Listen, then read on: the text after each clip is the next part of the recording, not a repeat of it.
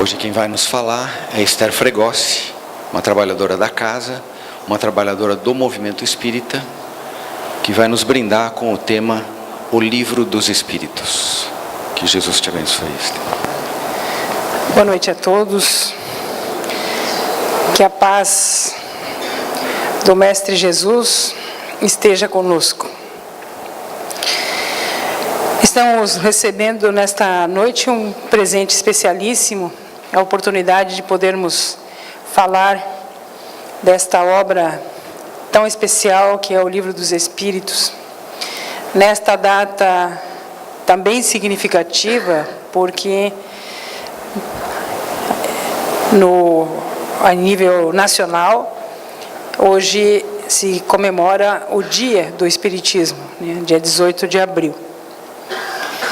E desde 18 de abril de 1857, quando foi publicada a obra que homenageamos neste dia, nós estamos em comemoração permanente ao longo desses 150 anos, pelas bênçãos que esta revelação tem proporcionado a tantos corações aflitos, a tantas almas que estavam angustiadas, quanto consolo e quanto esclarecimento. Bem, no dia 18 de abril de 1857, o senhor Allan Kardec publica, então, esta obra que hoje relembramos. Não se trata de um livro apenas. Não é mais um livro. É difícil até, pelo amor que ela nos inspira, conceituar essa obra como um livro. Não é aquele tipo de livro que a gente compra e lê e conta para alguém a história ali contida. Não é um livro que relate um romance. Não é um livro que conte algum tipo de experiência. É um livro excepcional. Um livro que não é de autoria humana. Um livro que contém revelações dos Espíritos, por isso o nome, ao senhor Allan Kardec. Os Espíritos tutelares, os Espíritos superiores, responderam às questões tão bem formuladas pelo pedagogo Hippolyte, que nós conhecemos com o pseudônimo de Allan Kardec. Mas tampouco são perguntas comuns. São as perguntas que ao longo dos séculos todos nós estamos ansiando por ouvir respostas. Portanto, não é um livro que se adquira e que se deixe na prateleira. É um livro que, invariavelmente, aquele que o lê pela primeira vez vai manter na sua cabeceira. Porque a cada nova leitura, aleatória ou sequencial, vamos nos surpreender com novos horizontes se abrindo, com a compreensão daqueles conceitos tão profundos se dilatando, e nós vamos nos descobrindo a nossa essência e reconhecendo a imortalidade.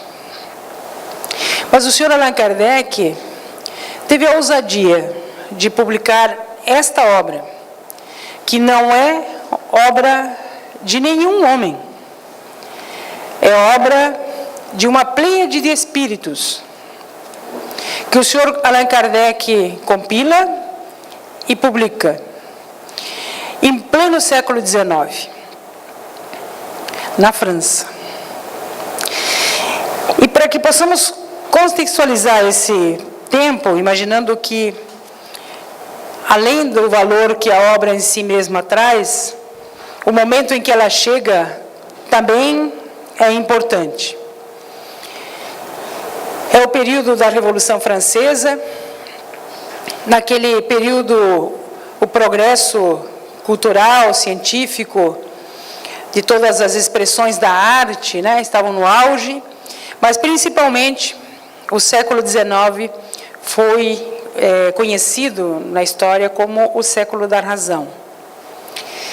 E dentro desse contexto, neste panorama, onde a religião estava sendo colocada em xeque pelos pensadores à época, e onde estávamos vendo os grandes pensadores negando a existência de Deus, um dos membros das academias da Europa, um ilustre escritor e pedagogo, poliglota, que se relacionava, porque traduzia obras em 7 idiomas, com todos os países da América, da Europa, o senhor Hippolyte Denisard Rivail. Ele tem a coragem de, por iniciativa própria, com recursos próprios, trazer a lume a publicação deste livro. Então, nós poderíamos dizer que, à época, além da Revolução Francesa, da Revolução Cultural, nós vamos poder, a partir da publicação do Livro dos Espíritos, reconhecer que, naquele período, a revelação contida em O Livro dos Espíritos provocou outra revolução, que marcou igualmente aquele período, mas desta feita com uma revolução moral, pelos preceitos que a obra continha e contém. Então, é uma obra que ela deve ser avaliada não só do ponto de vista material, no sentido da sua estrutura, do seu tamanho, da sua composição, até mesmo da autoria, porque o senhor Allan Kardec, modestamente, apenas se atribui a condição de ter sido o mero compilador dos conteúdos. Mas aqueles de nós que já conhecemos o livro homenageado, nós sabemos que a sua participação foi bem além do que simplesmente compilar a obra. Os seus comentários, as suas participações são de extrema profundidade e facilitam muitíssimo a nossa caminhada, porque ele inicia a obra do mais simples ao mais complexo. E como pedagogo que era, vai elencando as perguntas sucessivas, de forma a nos permitir um aprofundamento da conceituação e um conhecimento profundo daquela temática. A cada pergunta sucedem 2 ou mais perguntas que complementam a primeira pergunta, de tal forma que não há margem para qualquer outro adendo, qualquer outra colocação. Não há nenhum assunto que alguém pudesse levantar até hoje, passados 159 anos, que Allan Kardec não tenha proposto aos espíritos, não tenha perguntado aos espíritos, e não há nenhuma resposta que tenha sido trazida pelos espíritos que possa dar margem a uma interpretação dúbia ou a alguma interpretação equivocada. São perguntas muito bem formuladas e respostas que trazem um manancial de informação contido que nos permitem esta releitura contínua, sem que se esgotem os temas. No dia 18 de abril, então, a França proporciona esta revolução moral através da publicação desta obra. Nós poderíamos dizer simbolicamente que o Livro dos Espíritos é uma ponte ou é uma escada que permite, naquele contexto onde a materialidade imperava, onde a descrença, estava predominando nas mentes e nos corações,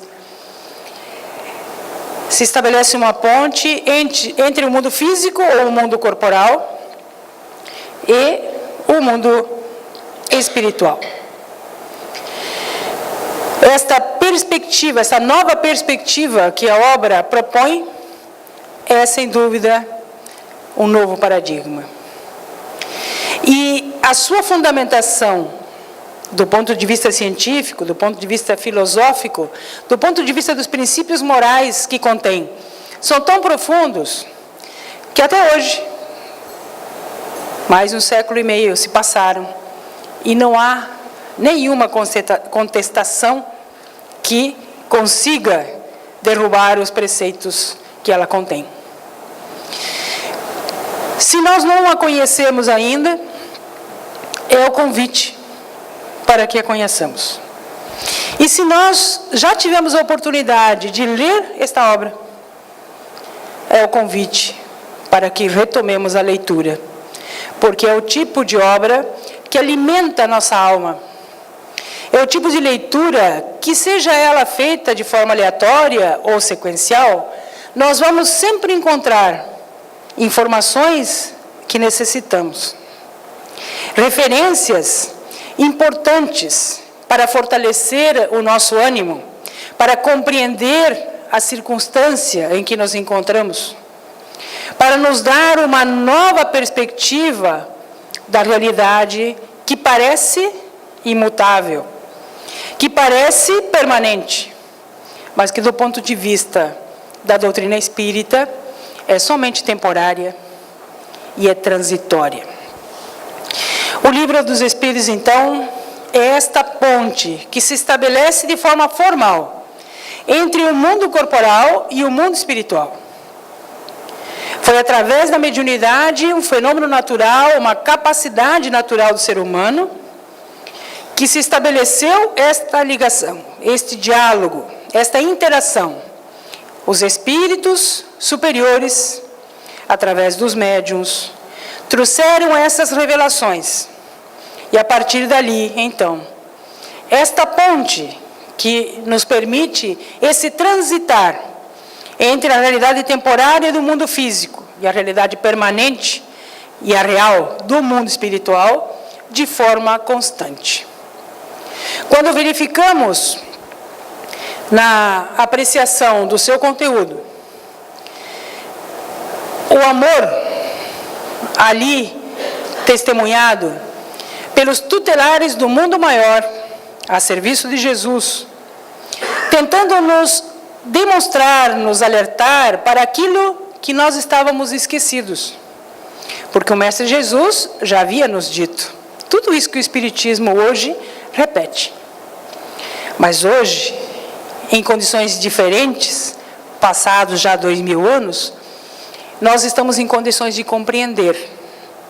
E, finalmente, esta relação entre a realidade material e a realidade espiritual, ela se torna um preceito natural, comum, que é, inclusive, aceito, até mesmo por quem não se denomina espírita ou espiritualista, porque é uma convicção íntima que trazemos conosco.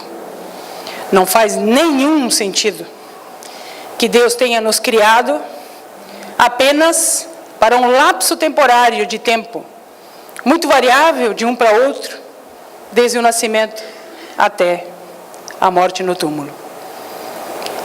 Não há nenhuma lógica nessa perspectiva. Então, o Espiritismo vem nos mostrar que aquilo que intimamente nós pressentíamos é verdade. Que nós somos espíritos imortais, que estamos destinados à plenitude, e que nada do que hoje nos aflige, nada do que hoje nos faz sofrer, é permanente ou é impossível de se resolver. O Livro dos Espíritos, então, chega naquela época apresentando estes horizontes, e o Sr. Allan Kardec coloca na contracapa do livro o que seria efetivamente, em síntese, o seu conteúdo. E quando nós lemos apenas esta contracapa da obra, já podemos verificar que os assuntos que o Livro dos Espíritos trata são extremamente profundos e complexos. se tornam fáceis de serem compreendidos, porque Allan Kardec, como pedagogo, teve esse cuidado, e esse é mais um crédito, né, à sua pessoa, de fazer as perguntas de tal forma que ficassem inteligíveis a qualquer pessoa. Então ele vai dizer que aquela obra contém os princípios da doutrina espírita e que trata sobre a imortalidade da alma, a natureza dos espíritos e as suas relações com o mundo dos homens, as leis morais que regem a vida presente e a vida futura, o porvir da humanidade, e isso tudo segundo os ensinos dos espíritos superiores. Olha a modéstia e o cuidado dele, de alertar que tudo aquilo que estava sendo ali tratado, nesses termos, era fruto da revelação dos espíritos superiores,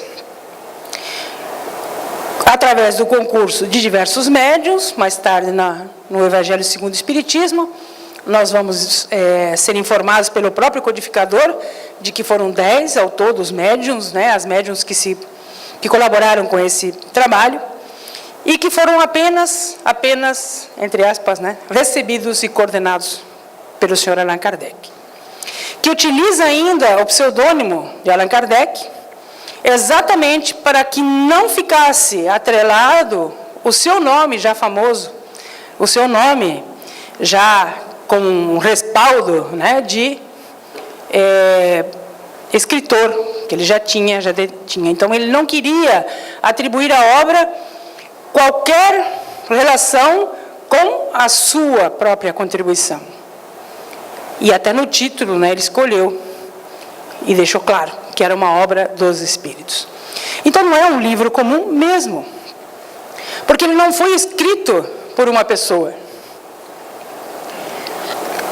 É uma revelação divina, trazida à lume pelos tutelares, os espíritos superiores, que trabalham sob a égide de Jesus, e que ofertam à humanidade, em um preto de amor, que é para nós impossível de aquilatar, este legado, para que todos nós, que aqui estamos, temporariamente no corpo físico, desde aquela época, encarnando e desencarnando, na ciranda da vida, do processo evolutivo, ora no corpo físico, ora no corpo espiritual, a partir daquele momento, estivéssemos conscientes da nossa realidade e não nos deixássemos iludir com o que parece, né, uma realidade presente, que é a vida material.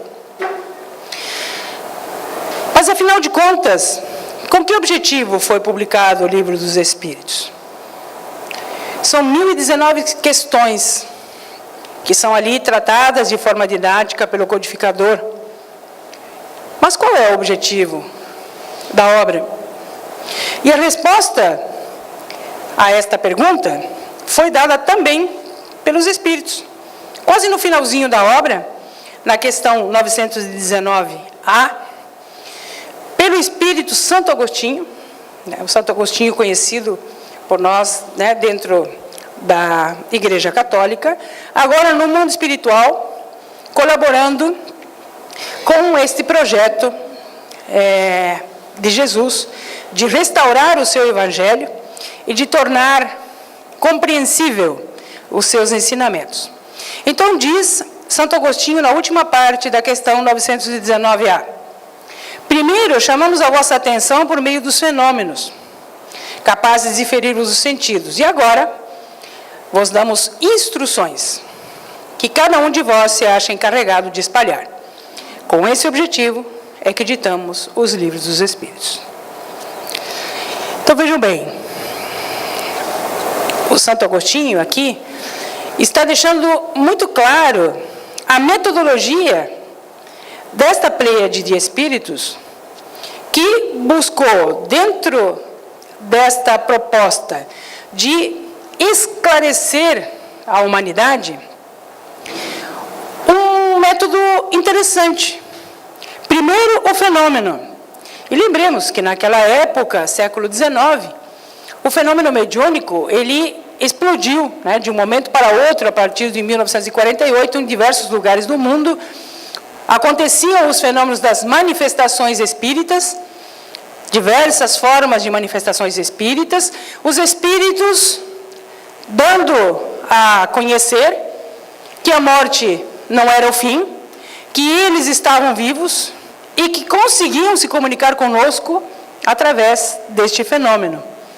Então, foi um momento de chamar a atenção, do despertar da consciência, porque as pessoas estavam vendo a materialização dos espíritos, estavam ouvindo as mensagens cifradas através da criptografia, estavam recebendo informações de pessoas que conheceram através da psicografia. Então, os sentidos físicos testemunhavam aquela realidade. De fato, aqueles que achávamos estavam mortos, continuam vivos. Mas agora, diz Santo Agostinho, a partir da publicação da obra O Livro dos Espíritos, essas instruções nelas contidas são instruções que cada um de vós está encarregado de espalhar. E esta frase, ela está no livro. O que quer dizer que qualquer de nós que o leia, é para nós que está sendo dito. Não é uma informação aleatória que talvez alguém algum dia faça uso disso. Não. É todo aquele que passar os olhos por essa questão. Mas como é que é isso, então, estamos encarregados de espalhar? O codificador se deu o trabalho de interpretar isso na Revista Espírita, quando ele se correspondia na Revista Espírita com as pessoas de diversos lugares do mundo. Ele dizendo que o Espiritismo, os conteúdos, as revelações contidas na obra O Livro dos Espíritos, eram tão bem aceitos, elas traziam respostas tão completas, tão plenas, que as pessoas ficavam tão satisfeitas com aquilo, se sentiam tão bem, ficavam tão bem com o novo conhecimento, que automaticamente passavam a espalhar, a multiplicar. E isso tanto é verdade que se passaram 159 anos e nós estamos aqui, reunidos no Centro Espírita, em pleno século XXI, relembrando esses escritos, que continuam atualíssimos, que estão vivos e palpitantes, dialogando de igual para igual com o avanço da ciência contemporânea. O que nós estamos percebendo é que no decorrer do tempo, a ciência está apontando para aquelas conceituações que os espíritos trouxeram lá no século XIX. Então, de fato, é uma obra muito especial, que contém ensinos muito particulares. Se cada um de nós tivesse a oportunidade de elencar aqui as principais características positivas que cada um de nós percebeu na obra, seguramente isso tudo poderia dar uma segunda publicação, porque haveria muitas possibilidades. Eu vou elencar aqui algumas que para mim foram importantes, mas que seguramente poderão ser ampliadas na medida em que cada um de vocês acrescentar a essas, aquelas que vocês próprios vivenciaram, quando tomaram conhecimento dos ensinamentos neles contidos. Novos conhecimentos. Houve uma revolução de conceitos a partir da publicação da obra. A iniciar com a primeira questão. O tempo não vai nos permitir aprofundar o nível de conhecimentos e a variedade de novos conhecimentos que a obra oferece. Mas vamos a um único exemplo, mas para nós fundamental. O conceito de Deus. A primeira pergunta da obra é: o que é Deus? Não é quem é Deus, é o que é Deus. E é impressionante como o codificador faz a pergunta, as respostas são extremamente objetivas, e ele vai ampliando a mesma pergunta de forma a fechar de tal forma o conceito, que não fique para nós nenhuma dúvida do que efetivamente seja Deus. Fugindo totalmente daquela conceituação anterior, muito trabalhada ao longo dos séculos nas mais diversas religiões, da personificação de Deus, ou da qualificação de Deus através das características da personalidade humana. Deus é a causa primária de todas as coisas. E quando nós passamos não apenas a identificar o Criador nesta conceituação, mas temos também condições de, em perspectiva, através dos atributos que a espiritualidade superior vai revelando, nos identificarmos com aquele Deus que Jesus fala no seu Evangelho. E que estava muito longe daquele Deus que os homens interpretaram.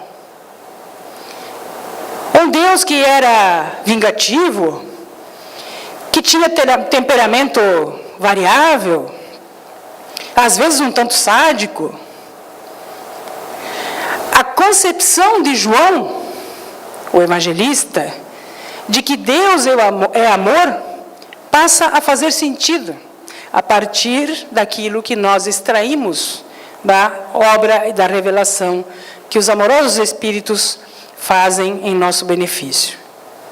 É apenas uma das linhas de conhecimento que destacamos, porque efetivamente a revelação espírita, as orientações dos Espíritos superiores, as respostas dos Espíritos superiores, fazem com que nós reconheçamos Deus dentro daquelas características.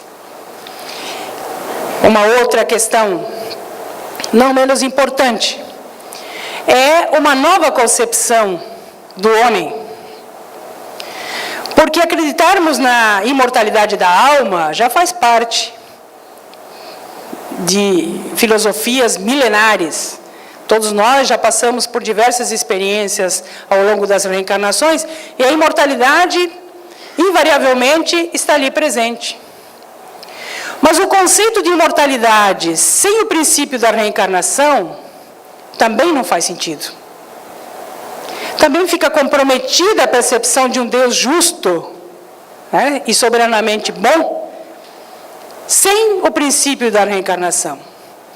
Mas a reencarnação também está compreendida em outras filosofias, sem dúvida, mas não sob esse prisma.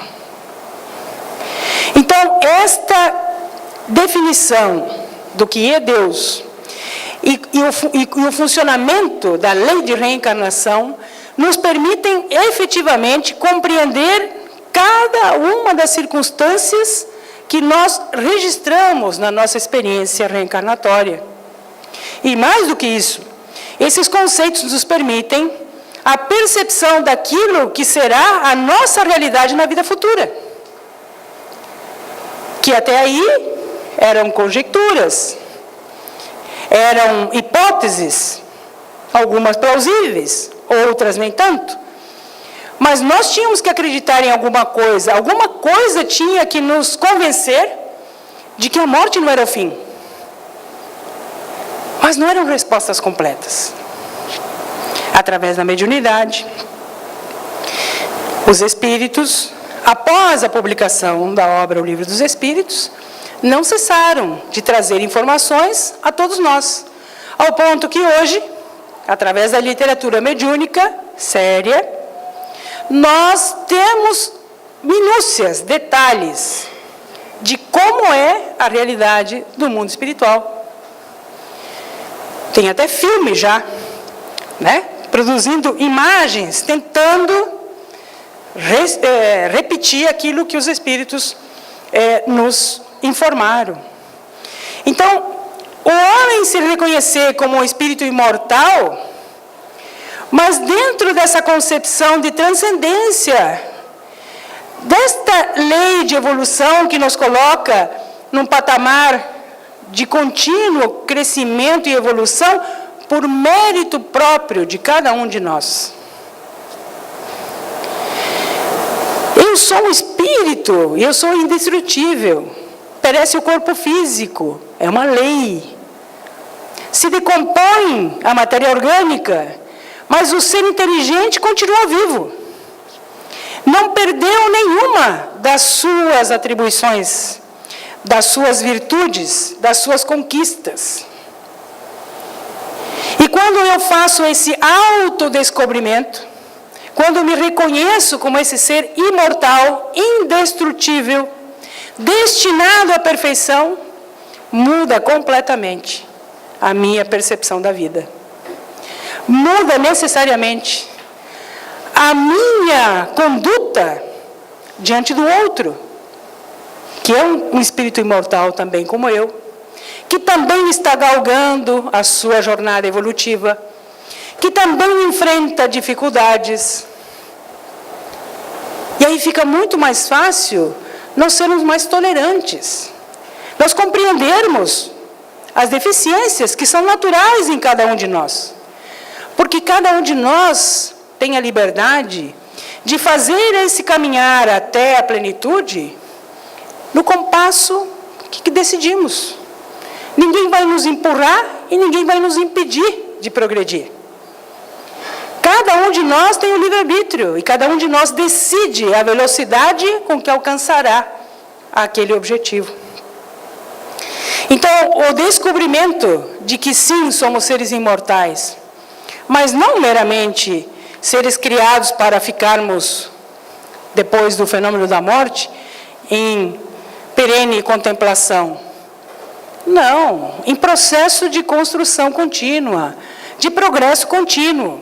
Aprendemos, trabalhamos aqui, aprendemos e trabalhamos no mundo espiritual. A evolução se dá concomitantemente nos dois planos. E desse ponto de vista, a nossa percepção de nós mesmos, a concepção que temos das nossas imperfeições, sob agora o prisma da imortalidade, é completamente diferente. É muito difícil imaginar que Deus foi tão malvado que nos deu um tempo específico para alcançarmos as virtudes que necessitamos para o chamado paraíso, sem que saibamos qual é esse tempo. É curto para alguns, mais longo para outros. Como encarar a justiça divina sobre esse prisma? Agora, se eu me compreendo como um espírito imortal, indestrutível, destinado à perfeição, e que eu tenho um caminhar que eu mesmo planejo, com a ajuda, claro, dos mentores superiores, mas eu planejo isso. Eu faço essa caminhada. Não existe castigo, nem existe privilégio. A cada um, né, como disse Jesus, segundo as suas obras. Causa e efeito. Então, a nova concepção do universo se faz necessária. Porque assim como fica impossível imaginar que Deus tenha tido a capacidade de imaginar a criação do ser humano na complexidade que é o nosso organismo, denotando uma inteligência, né, acima da nossa compreensão, apenas para este planetinha de quinta categoria numa das galáxias desse universo. É claro que não é possível. É claro que deve existir vidas em outras expressões, em outros mundos, em outras moradas, como disse Jesus. E é claro que nesse processo de evolução da criação, esta bondade, essa misericórdia divina que nos coloca nesse processo, onde nós, cada um de nós tem o mérito das suas conquistas, ninguém é premiado com nada, cada um de nós vai conquistando, passo a passo, cada uma das virtudes, até chegarmos à plenitude.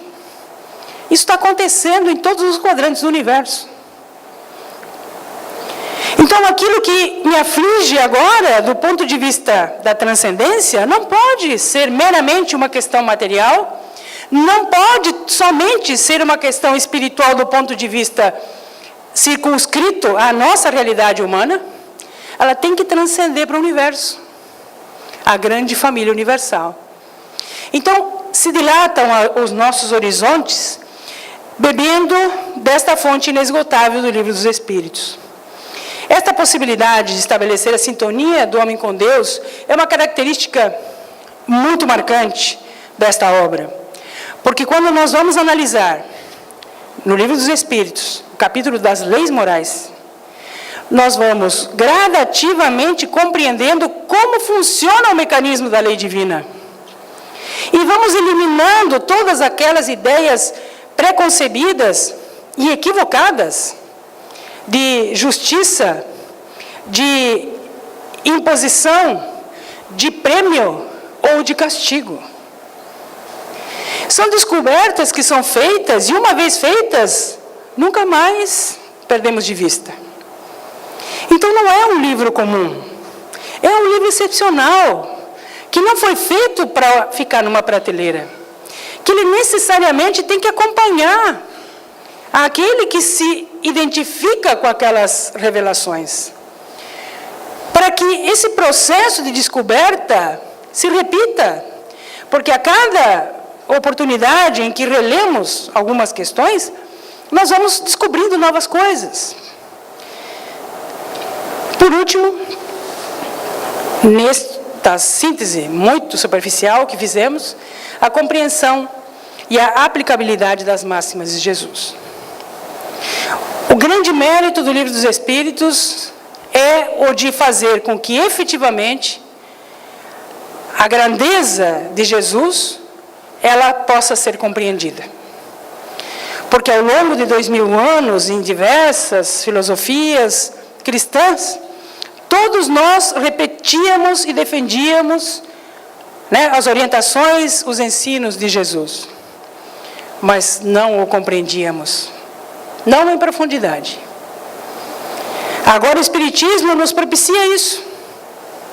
Reconhecer em Jesus o Mestre amoroso, que veio aqui no meio de nós, no planeta Terra, no mundo material, para exemplificar aquilo que cada um de nós pode fazer. E agora já não mais achamos utopia aquelas frases, vós sois deuses, podeis fazer o que eu faço e muito mais. Atribuindo isso a santos, a espíritos de escola, que eventualmente reencarnam no planeta Terra. Não. Jesus se tornou homem para mostrar para cada um de nós que efetivamente somos espíritos imortais, detentores de potencialidades infinitas e capazes, sim, de galgar este nosso caminhar até a plenitude com as nossas próprias forças. Sem termos que apelar para alguém empurrar, alguém ajudar, alguém contribuir com isto, com aquilo. A nossa felicidade já não mais está atrelada a algo ou a alguém. A felicidade passa a estar dentro de nós, como ele mesmo disse, o reino de Deus está dentro de vós. Se eu não estou bem comigo mesma, ninguém vai conseguir fazer com que eu fique bem. Então, é uma autodescoberta e é um caminho sem volta em direção a esta sintonia com a criação, com Jesus e com todos os espíritos tutelares que cuidam do progresso da humanidade. Pois bem, o senhor Allan Kardec, para que ficasse bem claro que o Espiritismo não estava deturpando, nem modificando e nem contestando qualquer dos preceitos do Evangelho. Muito pelo contrário. Ele estava resgatando o Evangelho de Jesus na sua pulcritude, na sua essência, naquilo que efetivamente revoluciona o conhecimento humano, transforma a alma das pessoas. E aí ele vai registrar no Evangelho segundo o Espiritismo, no primeiro capítulo, no item 7. O Espiritismo é obra do Cristo, que ele mesmo preside, conforme igualmente o anunciou, a regeneração que se opera e prepara o reino de Deus na terra. Não há nada dentro dos princípios da doutrina espírita que negue ou que se contraponha a qualquer dos princípios do Evangelho de Jesus. Muito pelo contrário. Nos possibilitam a compreensão plena. A mensagem transcendente do Mestre se torna compreensível. Os convites que ele nos faz são reais e são plausíveis. A partir do Livro dos Espíritos, a nossa realidade, não há dúvida, é outra. E a obra, ela foi produzida de tal forma que nós poderemos escolher a leitura aleatória, são 1019 questões, podemos abrir o livro aleatoriamente cada dia e ler as questões, como podemos lê-las na sequência, de uma forma ou de outra, na medida em que nós vamos somando esta leitura, nós vamos ter uma percepção ampliada da nossa realidade, de por que estamos aqui, de quem somos, de para onde vamos, aquelas perguntas que tanto instigam a nossa mente e afligem o nosso coração. A obra é composta da introdução, que recomendo àqueles que ainda não leram o Livro dos Espíritos, não deixar de ler, porque na introdução ele vai preparando a nossa mente para aquilo que iremos encontrar mais lá na frente. A primeira parte do livro trata das causas primeiras, a segunda, do mundo espírita ou o mundo dos espíritos, e aí nós vamos encontrar informações a respeito do que seja, a vida futura. Na terceira parte, são as leis morais.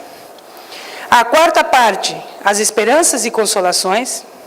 E no final, as conclusões. As conclusões é um poema de esperança. É lindo ver como um homem é capaz de amar tanto a humanidade, porque nas conclusões, Allan Kardec usa muito mais dele do que dos espíritos. Que tipo de amor aquele homem sente por nós, sem nos conhecer? Porque imagina, ele publicou isso no século XIX. Ele tinha essa percepção da transcendência. Ele sabia que aquilo que os espíritos estavam revelando faria muito bem à humanidade, ao longo dos séculos.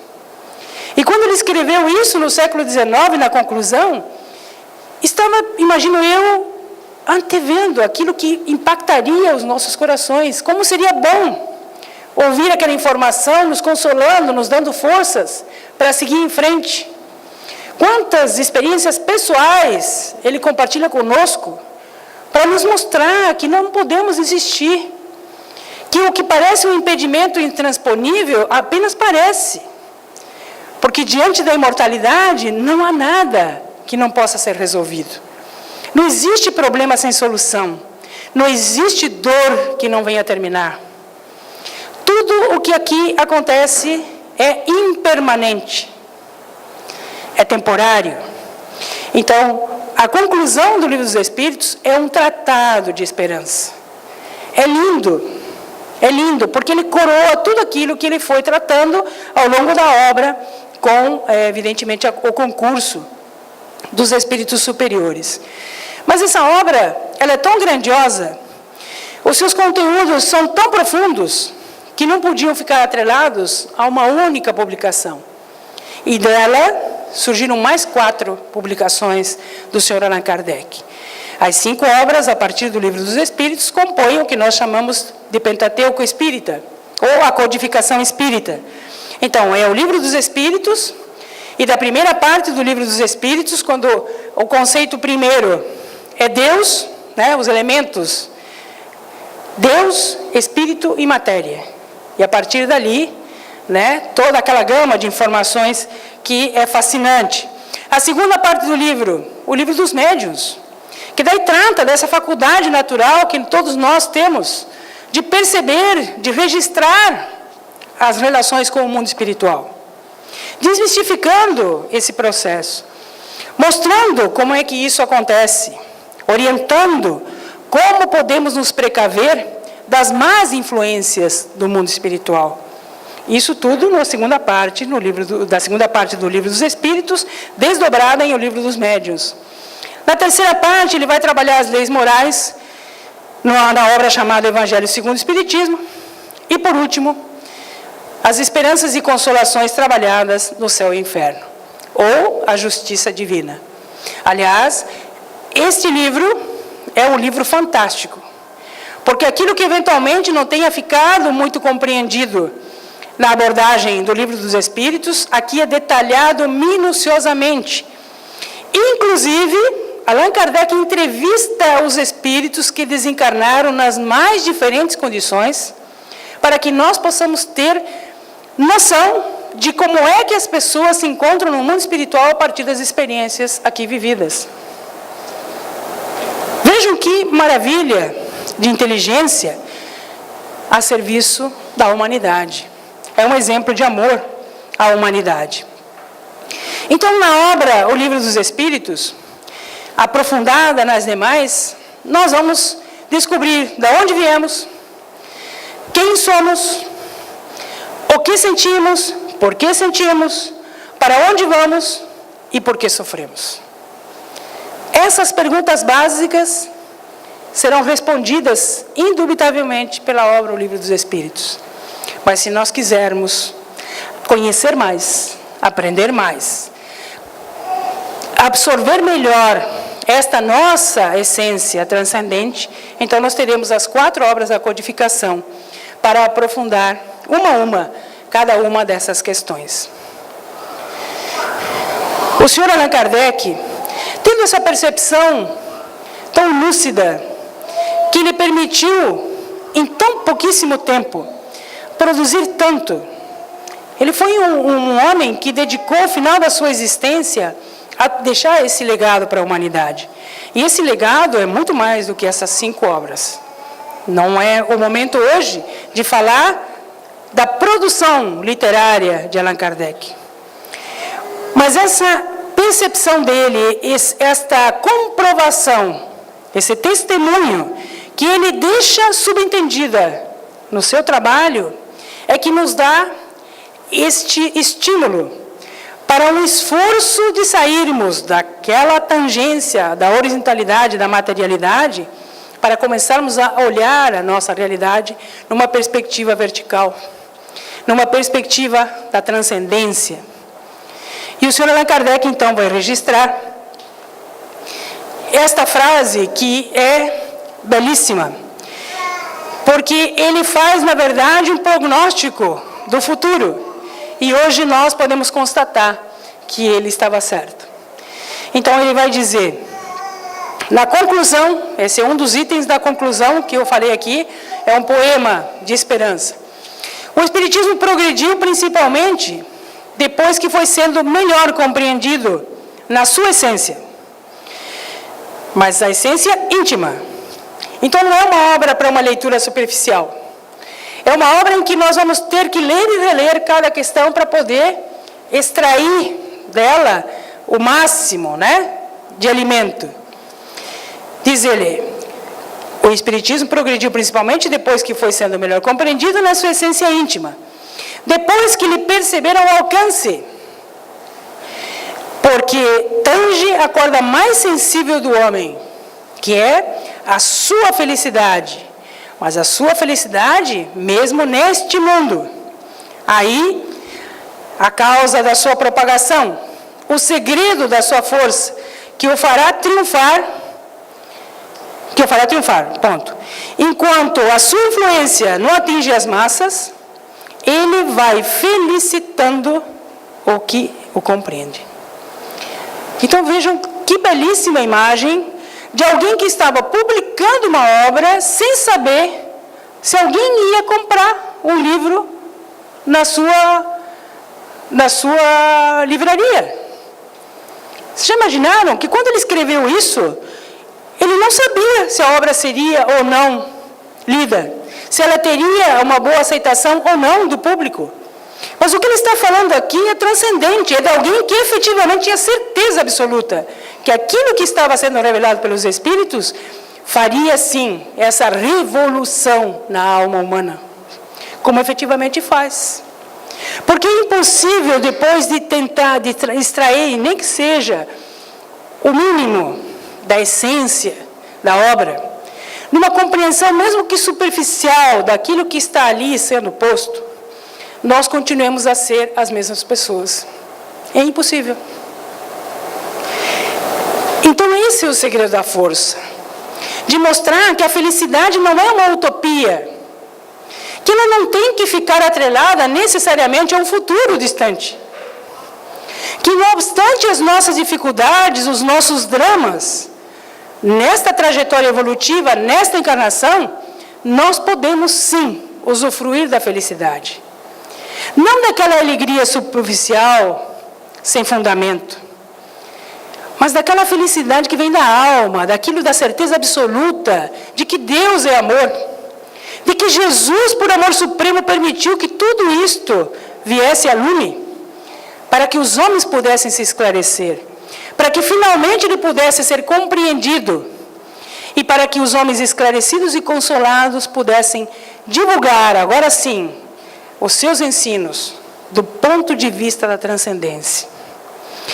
O Sr. Allan Kardec, efetivamente, além do codificador, ele é aquela primeira referência de todos nós, do espírita convicto, daquele que leu, absorveu daquela fonte aquelas informações e transformou a sua vida, ao ponto de dedicar os últimos 11 anos da sua existência a publicar, com esforços e recursos próprios, estas obras que ficariam na posteridade.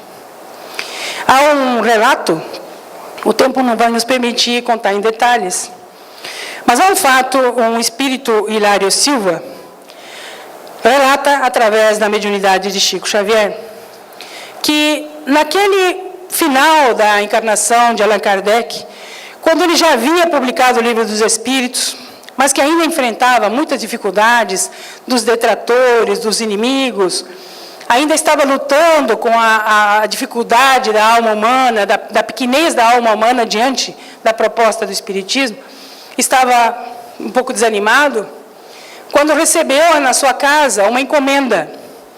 Era um Livro dos Espíritos encadernado de forma muito especial. Naquela época, imaginemos a limitação técnica, né, das gráficas. E aquela encadernação era uma encadernação muito bem produzida. Lhe chamou atenção, ficou impressionado quando leu em letras douradas lá o Livro dos Espíritos. E aí ele abriu a obra. E na obra tinha, na primeira página, escrito com uma caligrafia um tanto quanto trêmula: este livro salvou a minha vida. E aí ele ficou impactado com aquela informação e foi abrir e ler a carta que acompanhava o livro, encadernado. E o autor da encadernação especial do Livro dos Espíritos relata a Allan Kardec que ele havia, meses antes, decidido dar fim à sua própria vida, se suicidar se jogando nas águas geladas do rio Sena, na madrugada. Não suportava mais a dor de ter perdido a companheira de forma muito brusca, a demissão que veio logo em seguida e, portanto, a miséria financeira e a degradação que se seguiu ao alcoolismo que o acabou acometendo. Então, no ápice do seu desespero, ele resolveu terminar com a vida se jogando da ponte para o rio Sena. Quando ele vai fazer o movimento de pular, ele esbarra com a mão num volume que caiu aos seus pés. Aí ele, curioso, se abaixa para ver do que se trata, escuro, imagine, naquela época só tinha aquelas lamparinas. Ele pegou um volume molhado pelo orvalho e foi até a primeira lamparina para verificar do que se tratava. E era a primeira edição do Livro dos Espíritos, na versão original, publicada por Allan Kardec. Molhada, ele abre e, na primeira página, essa frase: este livro salvou a minha vida. Espero que salve a sua também. E ele, então, senta ali mesmo e começa a ler o livro. E aí, então, meses depois, recuperado, ele devolve o livro do Allan Kardec, acrescentando aquela primeira dedicatória à sua também. Deus abençoe aqueles que publicaram esta obra. É uma das experiências que Allan Kardec recebe no final da sua vida, um testemunho de alguém que sentiu a sua vida modificada de forma radical. Mas quantos milhares ou milhões de pessoas, desde a sua publicação, estão se beneficiando com essas informações? Quantos de nós já não pensamos em desistir? Quantos de nós já não imaginamos que Deus não existe? Quantos de nós, às vezes, sobrecarregados pela dor, pelo sofrimento, esquecemos que Jesus veio a este mesmo planeta para dizer que nós somos deuses? Quando Allan Kardec publicou essa obra e revolucionou o mundo ainda ignorava a grandeza do trabalho. E talvez, se nós fôssemos olhar hoje, passados 159 anos, talvez nós ainda não estejamos em condições de aquilatar efetivamente o que esse conteúdo dessa obra significa para a humanidade. Então, fica o convite. Nós somos aqueles que vivemos falando que somos escravos do tempo. Nós não temos tempo para nada. O tempo parece que cada vez fica menor, mas é só uma ilusão. É só uma percepção do ponto de vista da materialidade. É uma percepção horizontal. Nós somos detentores a cada dia de 1.440 minutos. 24 horas representam 1.440 minutos. Bastariam 10 minutos para que nós pudéssemos, como mínimo, ler 3 questões do Livro dos Espíritos. Será que 1.330 minutos não seriam suficientes? Que esses 10 minutos, que poderiam salvar a nossa existência do ponto de vista de pararmos de sofrer tanto por questões que são impermanentes, que são temporárias, e passarmos a construir a nossa vida futura? É esse o convite que o Espiritismo nos faz. Aqui, esse novo amanhecer da humanidade, esse momento tumultuoso que vivemos hoje, ele seja enxergado do ponto de vista da imortalidade. E que nos coloquemos na condição em que Allan Kardec se colocou. Não olhando para si mesmo. Poderia ter se aposentado, passear com a esposa, curtir a vida. Ele exaustivamente trabalhou durante 11 anos para que todas essas informações chegassem a nós. O que nós estamos fazendo em relação à humanidade? É a nossa família. Nós iremos solidariamente nos cruzar ao longo das existências, porque o processo da reencarnação vai nos aproximando uns aos outros. O que estamos fazendo em relação a isso? Não nos deixemos contaminar com essa visão horizontal da materialidade, porque este testemunho de Allan Kardec, se é que já não temos tantos outros que são de extrema valia, podem ser muito inspiradores para todos nós. 10 minutos apenas, de um dia, para poder usufruir dessas pérolas que este livro contém e que estão aguardando serem recolhidas, para que a nossa alma se nutra e as nossas dificuldades não nos abatam.